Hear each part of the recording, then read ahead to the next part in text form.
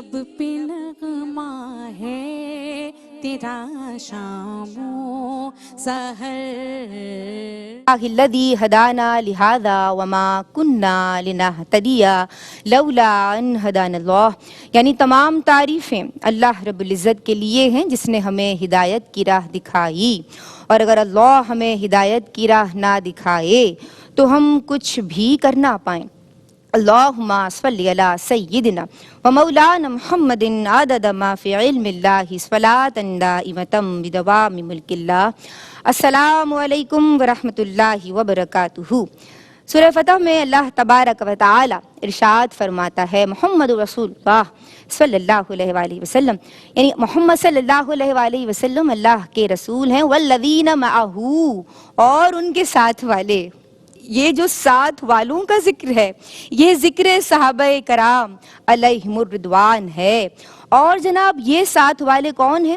اشداء علی الکفار، یہ کفار پہ سخت ہیں، رحماء بینہم، اور آپس میں نرم ہیں۔ سبحان اللہ، یعنی کمال خوبو رکھنے والے ہیں یہ۔ اور آج ہم جن کا ذکر کر رہے ہیں، آپ کی کنیت ابو حفص ہے، آپ کا لقب فاروق اعظم ہے، اور آپ وہ ہیں کہ صاحب بصیرت حکمران ہیں۔ آج بھی میں سمجھتی ہوں کہ ایسے حکمران موجود ہیں جو اپنی بات زور زبردستی سے منوانے کے یعنی اس کو بہتر سمجھتے ہیں اور اپنی بات زور زبردستی سے منوا لیتے ہیں، لیکن یہ کون سے حکمران ہیں؟ یہ ایسے حکمران ہیں کہ جو عدل و انصاف سے اپنی بات منواتے ہیں، یہ راتوں کو گشت کیا کرتے ہیں۔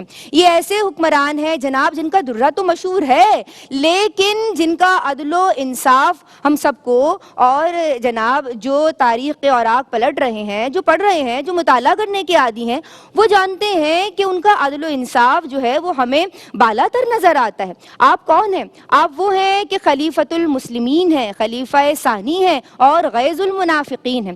آج ہم آپ کا ذکر کر رہے ہیں، اس قطعے کے ساتھ اپنا ٹریبیوٹ پیش کروں گی اور پھر بات کو آگے بڑھاؤں گی۔ ہر کشتی پہ پتوار کو رشک آتا ہے، ہر کشتی پہ پتوار کو رشک آتا ہے، اور دروازوں پہ دیوار کو رشک آتا ہے۔ ہر کشتی پہ پتوار کو رشک آتا ہے، دروازوں پہ دیوار کو رشک آتا ہے، اور شخصیتیں کرتی ہیں کردار پہ رشک، اور فاروق پہ کردار کو رشک آتا ہے، فاروق پہ کردار کو رشک آتا ہے۔ ہمارے ساتھ جناب آپ کا ذکر خیر کرنے کے لیے موجود ہیں ہماری پیاری اسکالرز۔ پہلی مہمان اسکالر ماشاءاللہ جداگانہ انداز تکلم رکھتی ہیں، پروفیسر ہیں، اور ایک بڑی یونیورسٹی میں آپ باقاعدہ پڑھاتی ہیں، انٹرنیشنل ریلیشنز پڑھاتی ہیں اگر میں غلطی پہ نہیں ہوں، لیکن حضور جان عالم صلی اللہ علیہ وآلہ وسلم سے بڑی عقیدت اور محبت رکھتی ہیں، اور ہر مسلمان میں سمجھتی ہوں کہ ہر مسلم کا خاصہ ہے، وہ سمجھتا ہے کہ حضور سے محبت کس درجہ ہونی چاہیے اکارڈنگ ٹو یعنی ہز حدیث، کہ کسی کی بھی جو ہے کسی کا بھی ایمان اس وقت تک مکمل ہی نہیں ہو سکتا کہ جب تک اس کے لیے حضور سب سے زیادہ بڑھ کے نہ ہو جائے۔ تو جناب ہمارے ساتھ موجود ہیں، انہیں ویلکم کرتے ہیں پروفیسر ارم ضیاء صاحبہ۔ السلام علیکم، کیسی ہیں آپ؟ الحمدللہ، ویلکم کرتے ہیں آپ کو۔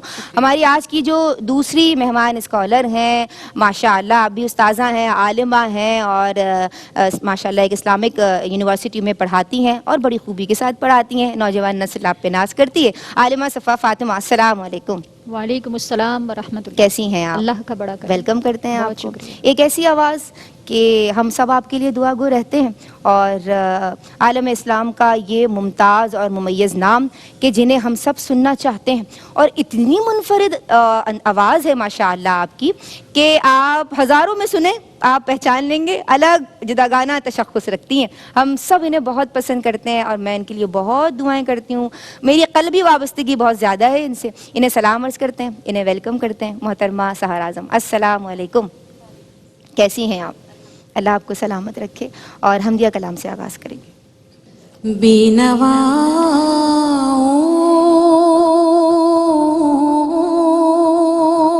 کی نوا سنتا ہے،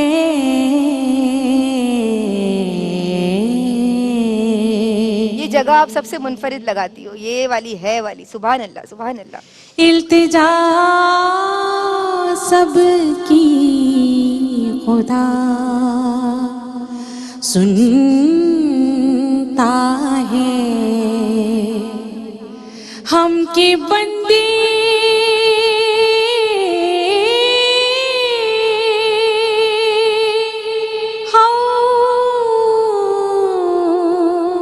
के बंदे हैं सना करते हैं वो के खालिक है सदा सुनता है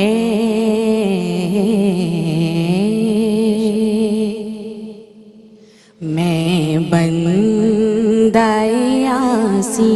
हूँ खताकार हूँ मौला लेकिन तेरी रहमत का तलबगार हूँ मौला मैं बंदायासी हूँ बाहर की उजाले मुझे क्या राह सुझाए बाहर की उजाले मुझे क्या राह सुझाए अंदर के अंधेरों में गिरफ्तार हूँ मौला अंदर के अंधेरों में गिरफ्तार हूँ मौला मैं बंदाए आसी हूँ सुभान अल्लाह एक तेरा इशारा हो आसान हो मुश्किल एक तेरा इशारा हो आसान हो मुश्किल एक लहर उठे और मैं उस पार हूँ मौला एक लहर उठे और मैं उस पार हूँ मौला मैं बंदायासी हूँ खताकार हूँ मौला लेकिन तेरी रहमत का तलबगार हूँ मौला मैं बंदाए आसी हूँ सुभान अल्लाह माशाअल्लाह तक़ब्बलल्लाह अल्लाह आपकी अक़ीदतें अपनी बारगाह में और जो भी इल्तिजाएँ आपने पेश की हैं हम सब की तर्जमानी करते हुए उन्हें कबूल व मंजूर फरमाए और स्पेशली मैं दुआ गो हूँ आपके साथ साथ खालिद हसनैन खालिद साहब के लिए और जितने लोग इस वक्त मुझे देख रहे हैं आप सब दुआ कीजिए उनके लिए उनकी मग़फ़िरत के लिए और उनके दर्जात की बुलंदी के लिए। क्या खूबसूरत और मुनफरिद आपका भी अंदाज़े सनाख्वानी था, चाहे हमद हो या मनाक़िब हों या हुज़ूर की शान में आपकी नाते हों, बेहतरीन आपका अंदाज़े नातख़्वानी था। मैं आपकी समताऊँगी, सवालात का सिलसिला शुरू करेंगे। और जनाब आपके हयात मुबारका का आज हम सीरत हज़रत उमर फ़ारूक का हिस्सा 2 पेश करने की पार्ट 2 है, सआदत हासिल कर रहे हैं। तो आपकी सीरत के कुछ गोशों पे हमने पिछले प्रोग्राम में भी रोशनी डाली है और आप दोनों हमारे साथ मौजूद थीं। तो आपके हयात मुबारका का मुताला करने के बाद मालूम होता है कि आप जो हैं जब दायरा इस्लाम में दाखिल हुए हैं, यानी आपका इस्लाम लाना बिशारतों की नवेद भी बना और इस्लाम को मजबूती हासिल हुई, यानी कुफ़ार पे जिनकी हैबत तारी थी, आप ऐसे साहबी रसूल भी हैं और ऐसे हुक्मरान भी हैं। तो आप किस तरह से देखती हैं आप की शख्सियत को इस्लाम लाने के बाद? اعوذ باللہ من الشیطان الرجیم، بسم اللہ الرحمن الرحیم۔ اقبال نے کیا خوب کہا ہے کہ یہ بات کسی کو نہیں معلوم کہ مومن، جی یہ بات کسی کو نہیں معلوم کہ مومن قاری نظر آتا ہے، حقیقت میں ہے قرآن۔ جی حضرت عمر فاروق رضی اللہ تعالی عنہ کی سب سے بڑی خوبی یہ تھی کہ خوف الہی اتنا زیادہ تھا، مطلب جتنی جرت تھی، جتنی بہادری تھی، جتنا لوگ آپ سے خوف کھاتے تھے، آپ کی ایک دہشت تھی کہ جب آپ نے اسلام قبول کیا تو آپ نے کہا کہ اگر کوئی ماں اپنے بیٹے کو کھونا چاہتی ہے، کوئی بیوی بیوہ ہونا چاہتی ہے اور کوئی بچہ یتیم ہونا چاہتا ہے تو وہ عمر کے مخالف آ جائے، کہ یہ اللہ اعلان آپ نے کیا اور اپنی زندگی وقف کر دی بالکل اللہ اور اس کے اسلام رسول کے لیے وقف کر دی جی کہ جب آپ ہجرت فرما رہے ہیں تو کیسے رات کے اندھیرے میں مسلمانوں نے ہجرت فرمائی، لیکن آپ نے اب باقاعدہ گھوڑے کی پشت پہ بیٹھ کے آ کے خانہ کعبہ کے پاس اعلان کیا جی کہ کل عمر بن خطاب مکے سے مدینے ہجرت کرے گا، اگر کوئی عمر کو روکنا چاہتا ہے تو مجھ سے آ کے ملے۔ کسی میں ہمت نہیں تھی، تو حضرت عمر رضی اللہ تعالی عنہ کا روب و دبدبہ لوگوں کے اوپر ایسا تھا، لیکن اسلام لانے کے بعد اللہ رب العزت کا خوف آپ کے اندر اس سے زیادہ تھا کہ آپ اس قدر روتے تھے جب قرآن کی ان آیتوں کی آپ تلاوت کرتے تھے جس میں اللہ تعالیٰ کے عذاب کا ذکر ہو، اللہ کی سزا کا ذکر ہو، تو حضرت عمر نماز میں رو پڑتے تھے کہ آپ کے آنسو نہ رکتے تھے، آپ کی ہچکیاں بن جاتی تھیں، اور آپ فرماتے ہیں کہ کاش میں کسی سوکھی گھاس کا کوئی ٹکڑا ہوتا، کاش میری ماں نے مجھے پیدا ہی نہ کیا ہوتا۔ آپ کہتے ہیں خدا کی قسم اگر اللہ کی طرف سے ندا آئے کہ تمام لوگ جنتی ہیں سوائے ایک شخص کے تو میں سمجھوں گا وہ عمر بن خطاب ہے۔ یہ حال ہے اسلام لانے کے بعد، خشیت خوف الہی اس قدر اندر جگہ بنا چکی ہے کہ ایک مرتبہ آپ نے سنا کہ حضرت علی نے فرمایا ہے کہ سرکار علیہ السلام فرمایا کرتے تھے کہ عمر تو جنت کے چراغ ہیں۔ سبحان اللہ۔ آپ حضرت علی کے پاس تشریف لے گئے اور آپ نے کہا کہ میں چاہتا ہوں کہ آپ مجھے یہ لکھ کر دیں، سبحان اللہ۔ اور حضرت سبحان علی نے وہ لکھ کر دیا کہ سرکار علیہ السلام نے فرمایا کہ عمر تو جنت کے چراغ ہیں، اور پھر آپ نے اپنے بیٹے کو نصیحت سراج و اہل الجنہ جنہ کہ تم یہ میرے جب مجھے غسل دینا تو یہ میرے کفن میں ڈال جی کہ جب میں اپنے رب سے ملوں تو میرے پاس سرکار علیہ السلام کی دی ہوئی یہ نوید موجود ہو۔ جی اسی طرح دیکھو عید کا دن ہے جب آپ خلیفہ ہیں، خلیفہ دوم، لوگ انتظار کر رہے ہیں کہ حضرت عمر حجرے سے باہر آئیں تو ہم عید کی نماز پڑھیں، اور حجرے سے سوائے رونے کے کوئی اور آواز نہ آئے، کہ جب آپ باہر تشریف لائے اور لوگوں پریشان ہو گئے، آپ سے پوچھا تو آپ نے کہا کہ عمر اس خوف سے لرز رہا ہے کہ نہ جانے روزے قبول ہوئے یا نہیں ہوئے، کہ آج عمر کے لیے یہ عید ہے یا وعید ہے۔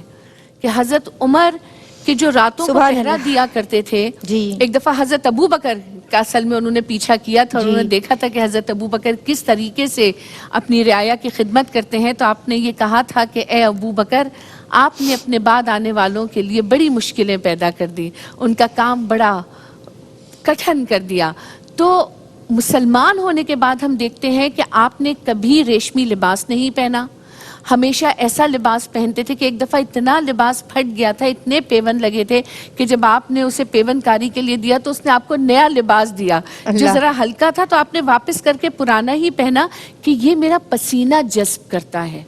تو مطلب اس طرح کا حال ہے، کبھی بیت المال سے ضرورت سے زیادہ چیز نہیں لی، اصحاب نے زبردستی آپ کی تنخواہ مقرر کی تھی، ورنہ وہ بھی آپ لینا نہیں چاہ رہے۔ سبحان اللہ، ماشاء اللہ۔ محترمہ ارم ضیاء صاحبہ نے بڑی خوبصورت گفتگو فرمائی، میں آپ کی سمت آؤں گی، لیکن اس وقت مجھے پروگرام میں ایک بریک شامل کرنی ہے۔ اپنے لبوں کو درود پاک سے تر رکھیے۔ یہ خوبصورت جو ذکر ہے ماشاء اللہ ہم بھی موتی اخذ کر رہے ہیں، اور میں سمجھتی ہوں میرے لیے یہ سعادت کا مقام ہے کہ مجھے اس منصب پہ بٹھایا گیا ہے۔ تو ہم مزید جناب علم کے موتی کشید کریں گے، لیکن اس وقت ایک بریک شامل کر رہے ہیں. اپنے لبوں کو درود پاک سے تر رکھیے. بسم اللہ الرحمن الرحیم. السلام علیکم ورحمۃ اللہ. جناب سیرت عمر فاروق رضی اللہ تعالیٰ عنہ میں آپ سب کا خیر مقدم کرتے ہیں، ویلکم کرتے ہیں. ہمارے ساتھ آپ کی پسندیدہ اسکالرز موجود ہیں، آپ کی پسندیدہ ثنا خواں محترمہ سحر اعظم موجود ہیں. ہم بات کر رہے ہیں سیرت عمر فاروق رضی اللہ تعالیٰ عنہ کے تعلق سے، اور میں آپ کی سمتاؤں گی اور خلیفۃ المسلمین عالمہ صفا فاطمہ غیظ المنافقین کو آپ خلیفہ بننے کے بعد کیسے دیکھتی ہیں؟ بسم اللہ الرحمن الرحیم. سب سے پہلے ہم اس پر بات کر لیتے ہیں کہ صدیق اکبر رضی اللہ تعالی عنہ نے حضرت عمر رضی اللہ تعالی عنہ ہی کو کیوں خلیفہ مقرر کرنے کا فیصلہ کیا.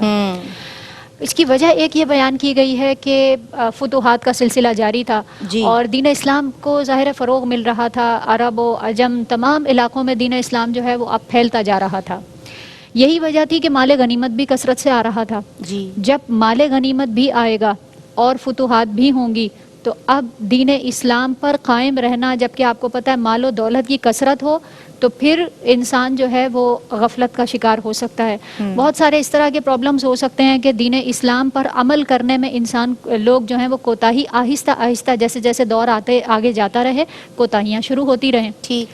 ضروری تھا کہ کسی ایسے شخص کو اب قیادت دی جائے کہ جو سخت مزاج ہو، مال بھی وصول کرے، اس کو صحیح جگہ خرچ بھی کرے، اور دین اسلام پر عمل کرنے کا جس طرح لوگوں کا معمول ہے وہ سلسلہ بھی اسی طرح جاری رہے. مال کے آنے کے باوجود لوگوں میں کسی قسم کی کوئی کوتاہی وغیرہ کا معاملہ نہ ہو سکے. لہٰذا صدیق اکبر رضی اللہ تعالیٰ عنہ نے اس بات کو پریفر کیا کہ حضرت عمر رضی اللہ تعالیٰ عنہ کو خلیفہ مقرر کیا جائے، کیونکہ آپ سخت مزاج ہیں اور اگر بالفرض دین میں کسی بھی مقام پر کوتاہی دیکھیں گے تو آپ اس میں سختی سے جو ہے وہ آپ کا معاملہ ہوگا. ضروری تھا کہ اس وقت صدیق اکبر کے بعد حضرت عمر رضی اللہ تعالی عنہ کا انتخاب سختی بھی تو کیا ضروری ہوتی ہے نا. بالکل، بعض اوقات تو بچے بات مانتے ہی ذرا ڈنڈے سے ہیں، غصے سے ہیں.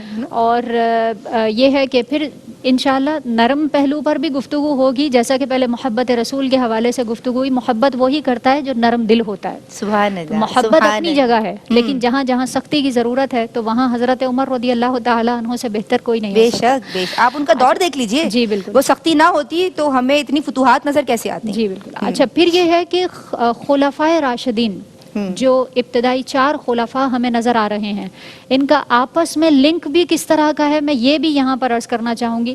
خلیفہ تو حضرت عمر رضی اللہ تعالیٰ عنہ ہیں، لیکن ان سے پہلے خلیفہ صدیق اکبر کی ان کے بارے میں کیا رائے ہے، اور اگر ان کے بعد کے خلیفہ حضرت علی رضی اللہ تعالیٰ عنہ کی رائے آپ کے بارے میں ہم جانتے ہیں تو یہ بہت زیادہ ہمیں ایک خوبصورت جذبات حضرت علی رضی اللہ تعالیٰ عنہ کے نظر آتے ہیں.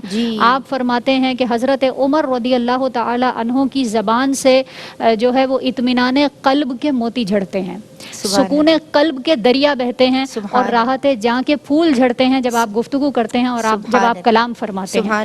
یہ آپس میں جو خلفائے راشدین ہیں ان کی محبت، ان کا پیار ہمیں نظر آ رہا ہے.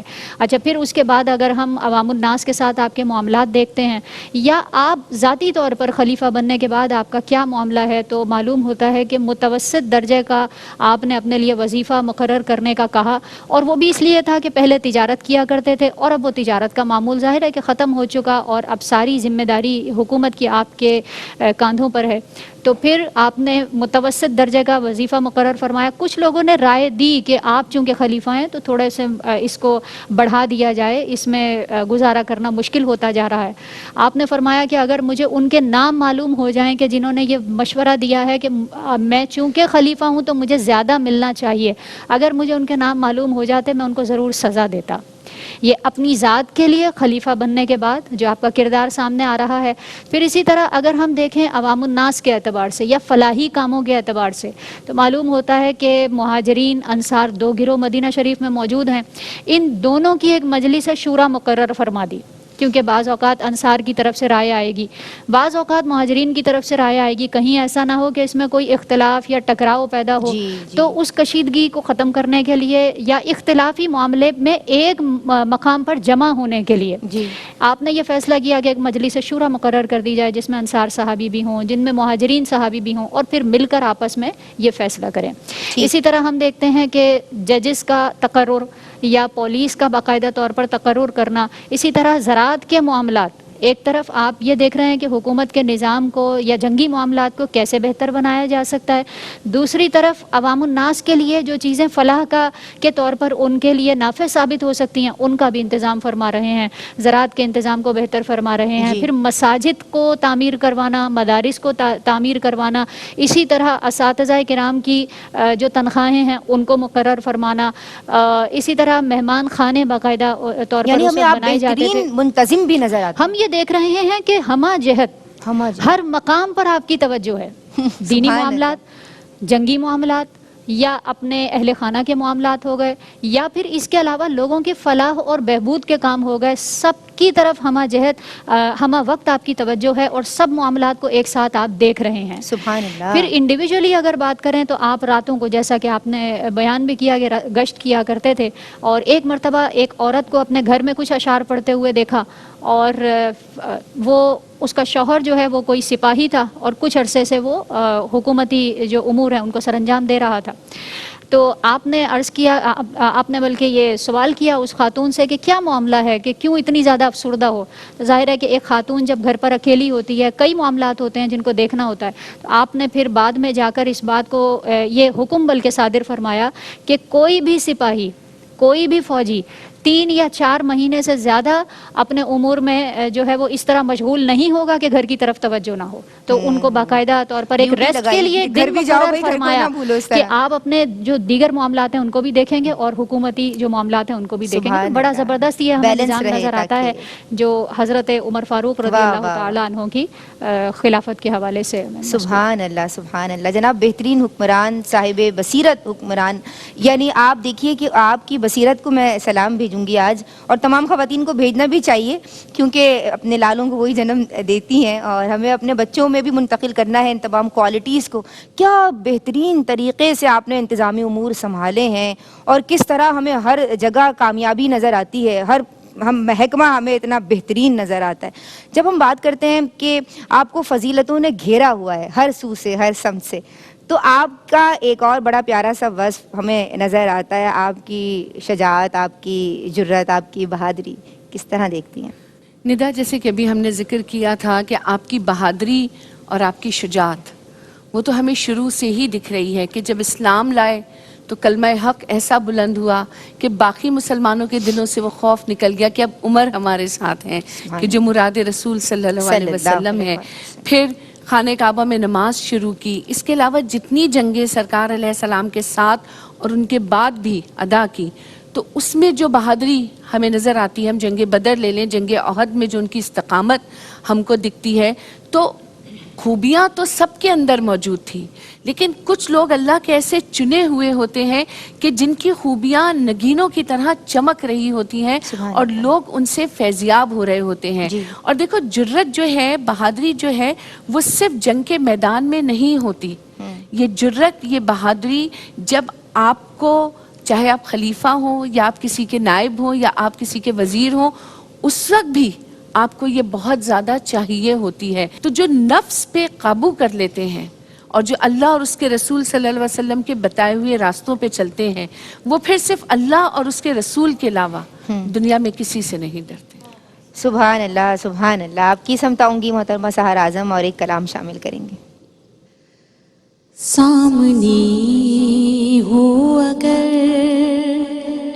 روئے خیر البشر، سامنے ہو اگر روئے خیر البشر، پھر عبادت بھی کیسا سمائے گا،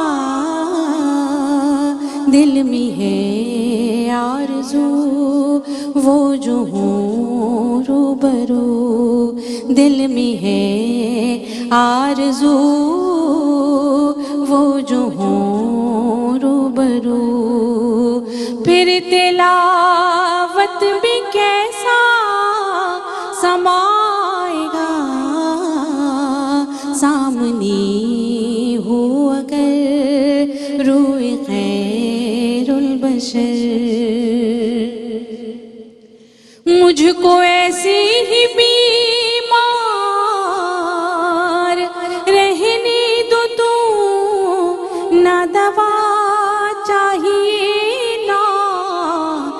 شفا چاہیے نہ دوا چاہیے نہ شفا چاہیے کہ میری لینی خبر آئے آقا اگر میری لینی خبر آئے آقا اگر پھر عیادت بھی کیسا سمائے گا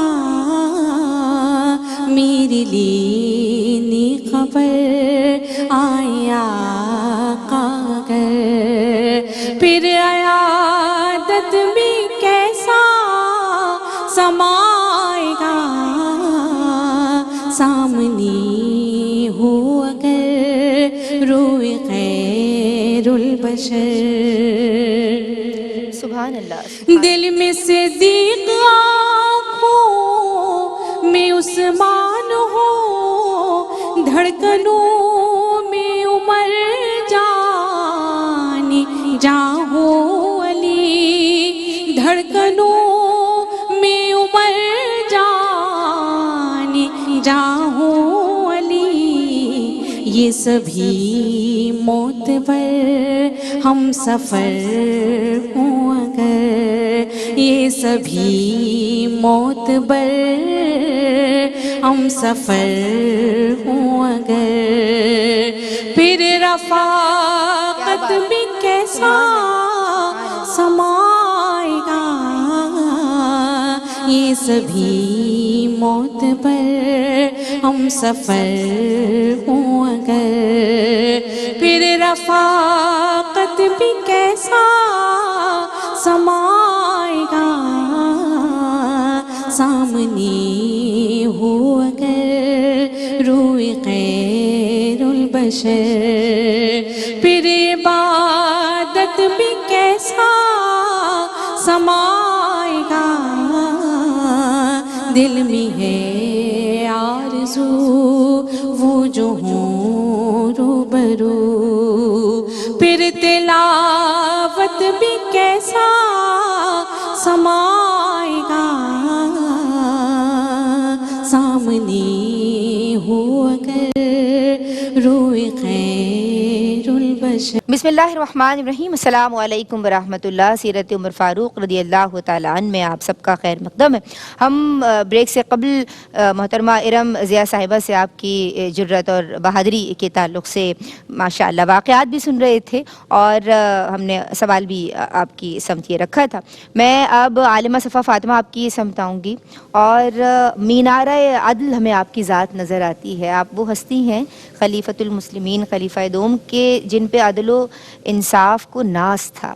اس حوالے سے آپ کے جو یہ والے دونوں اوصاف ہیں اس پہ کلام فرمائیں. بالکل 22 لاکھ مربع میل کا حاکم عادل بھی ہے اور خوف خدا کا یہ درجہ ہے کہ اتنی بڑی سلطنت ہے اور دوپہر کے وقت میں اپنے ساتھ ایک جو بیت المال کا ایک جانور چلا گیا تھا اس کو ڈھونڈ کر لا رہے ہیں. اب لوگوں نے یہ کہا کہ آپ کسی کو مقرر کر سکتے تھے کہ وہ ڈھونڈ کر لے آتا. جی آپ نے فرمایا کہ آخرت میں بوجھ کون اٹھائے گا. سبحان اللہ. تو خوف خدا کا درجہ یہ ہے کہ آخرت کا خوف رکھتے ہوئے اللہ رب العزت کا خوف رکھتے ہوئے خود نکل گئے اور خود اس کو لے کر آ رہے ہیں اور تپتی دھوپ میں جو ہے وہ یہ معاملہ آپ کی طرف سے جو ہے وہ امت مسلمہ کے لیے ایک بہت بڑا پیغام ہے کہ کوئی کتنے ہی بڑے اسٹیٹس پہ کیوں نہ چلا جائے لیکن خوف خدا ہمیشہ ایک مسلمان کی میراث رہتا ہے اور خوف خدا کے ذریعے ہی انسان جو ہے وہ قرب کی منازل طے کرتا ہے. آج کے حکمرانوں کو بھی اس پہ توجہ کرنے کی ضرورت ہے. عوام و خواص سب کو عوام و خواص سب کو جیسا کہ آپ نے ابھی عدل اور انصاف کے حوالے سے بھی کوشچن کیا ایوانوں میں بھی انصاف کی ضرورت ہے. جی عوام میں بھی انصاف کی ضرورت ہے. ہاں گو کہ ہم ہر اپنے لیول ساتھ پہ، بھی ہر سطح اپنے پہ. ساتھ بھی انصاف عدل کریں اپنے ساتھ رہنے والوں کے ساتھ انصاف کریں جی. عدل کریں. اس بات کی ضرورت ہے. عدل کی تعریف بھی یہاں عرض کرنا چاہوں گی. جی افراط اور تفریط سے بچتے ہوئے درمیانی راہ اختیار کرنا یہ عدل کہلاتا ہے.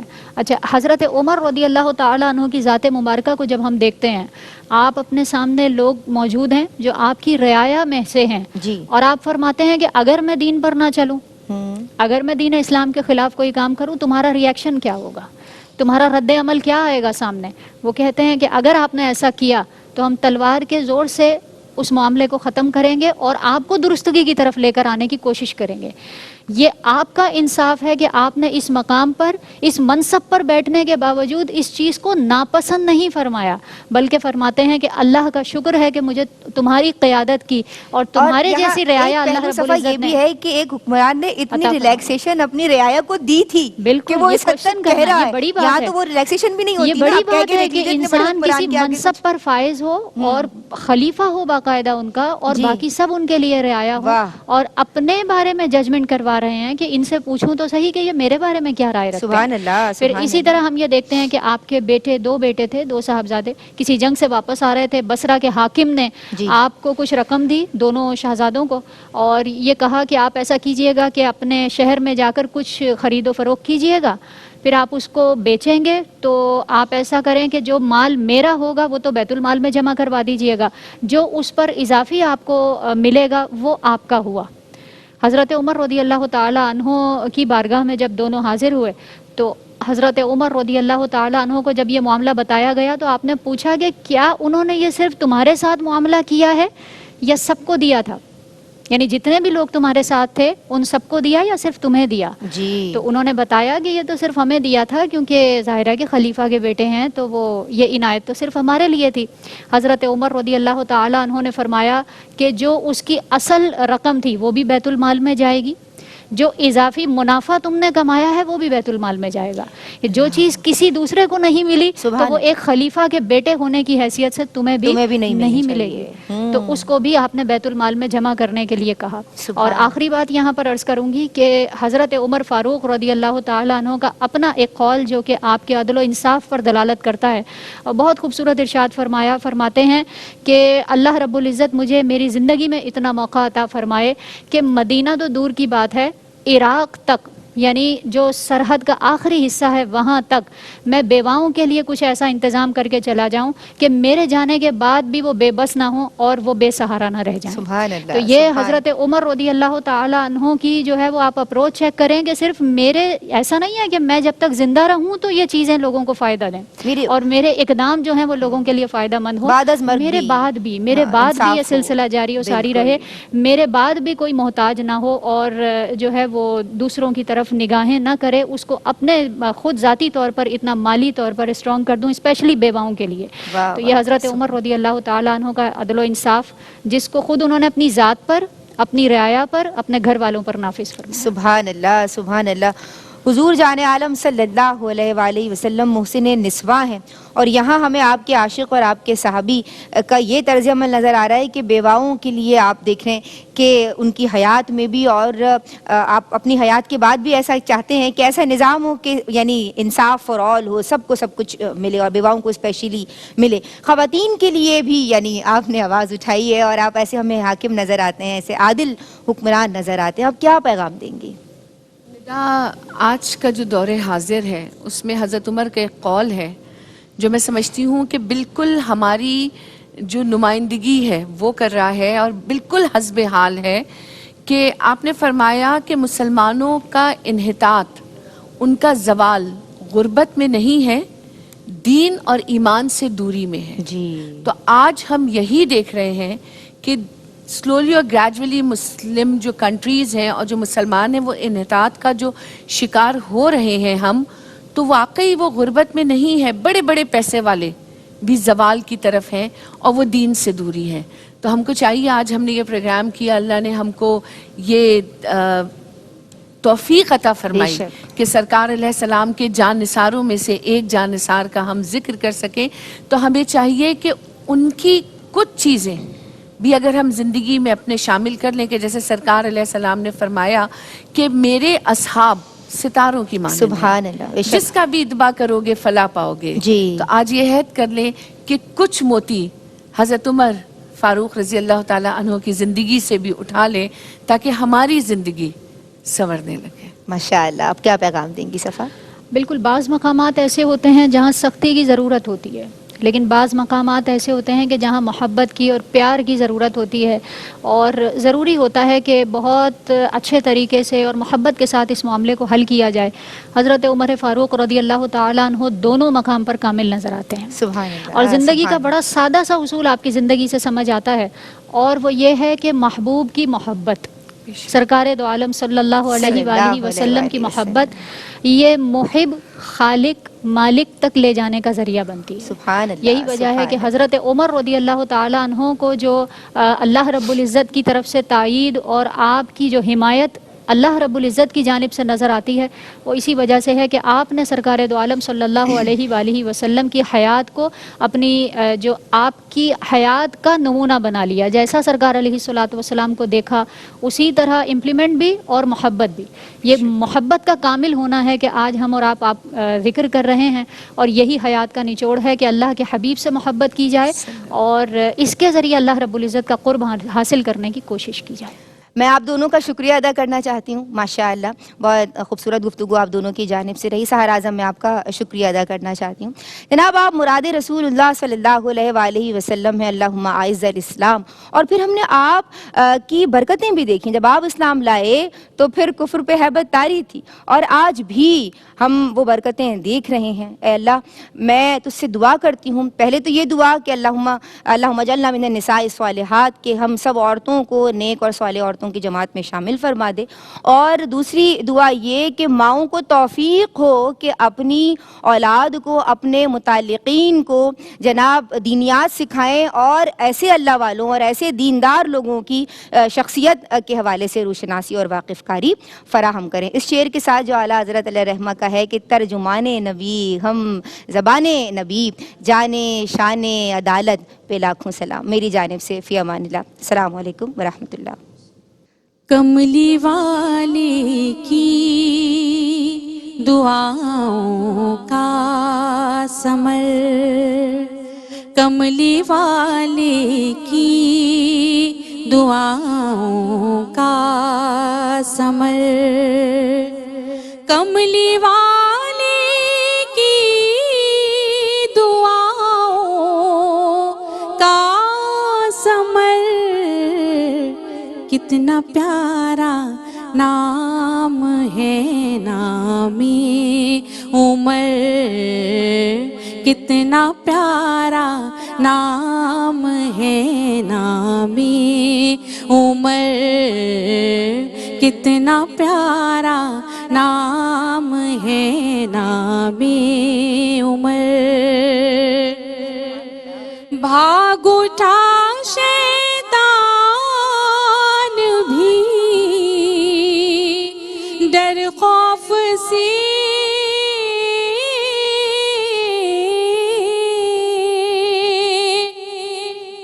بھاگ اٹھا شیطان بھی ڈر خوف سے، ہو گیا جس راہ سے تیرا گزر، ہو گیا جس راہ سے تیرا گزر، کتنا پیارا نام ہے نام عمر، کتنا پیارا نام ہے نام عمر۔ بعد آقا کی ہے فرمان علی، بعد آقا کی ہے فرمان علی، بہترین امت میں بوبکر و عمر، بہترین امت میں بوبکر و عمر، کتنا پیارا نام ہے نام عمر، کتنا پیارا نام ہے نام عمر۔ عمر علی پا گیا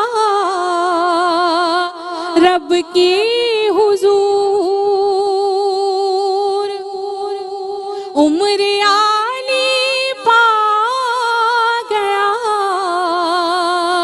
رب کے حضور مر گیا جو بھی عمر کی دام پر مر گیا جو بھی عمر کی نام پر کتنا پیارا نام ہے نبی عمر کتنا پیارا نام ہے نبی عمر ہر دل مومن میں چاہت ہے تیری